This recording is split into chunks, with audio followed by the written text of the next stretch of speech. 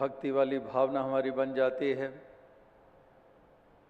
तो इस प्रकार से ये अंधकार के प्रतीक जो विपरीत भावनाएं जिनको हम कहते हैं, ये अंधकार के प्रतीक हैं। ये डार्कनेस जिसको हम कहते हैं, अंधेरा जिसको हम कहते हैं, तो ये अंधेरा मन में भी छाया हुआ है और आत्मा भी अंधकार में है। आत्मा और मन दोनों को रोशन करने की यहाँ पर बात हो रही है। छोटे से बच्चों की रचना से भी आपने सुना, जवानों की, बुजुर्गों की, बहनों की, माताओं की रचना से आपने आज भी, जब से ये सत्संग का आरंभ हुआ, शायद 6 साढ़े 6 से घंटे हो गए होंगे, और हर एक ने इन्हीं पहलुओं की तरफ ही सबका ध्यान अग्रसर किया है कि हमने अपनी आत्मा का भी संवारना है, अपने मन को भी दुरुस्त रखना है।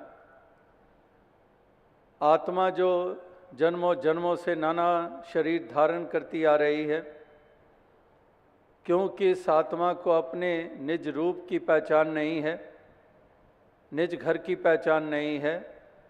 जैसे भगवान कृष्ण ने कहा कि इसी कारण ये आत्मा शरीर बदलती रहती है, जैसे शरीर के लिए हम वस्त्र बदलते रहते हैं, आत्मा के लिए भी शरीर वस्त्र है, और ये आत्मा भी शरीर बदलती रहती है। जम जम मरे मरे फुन जमे, बहुत सजाए प्या देश लम्हे, कादर करीम ना जाना जे तो तिल पीड़े जो कहानियाँ, कि ये chain of births and rebirths, it continues endlessly ever. लेकिन केवल और केवल ये पहलू नहीं है।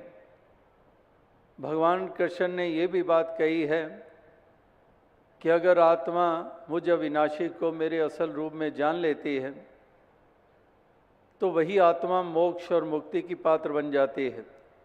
मोक्ष और मुक्ति का मतलब कि वही जन्मना और मरना, शरीर धारण करना, उनसे निजात हासिल हो जाती है।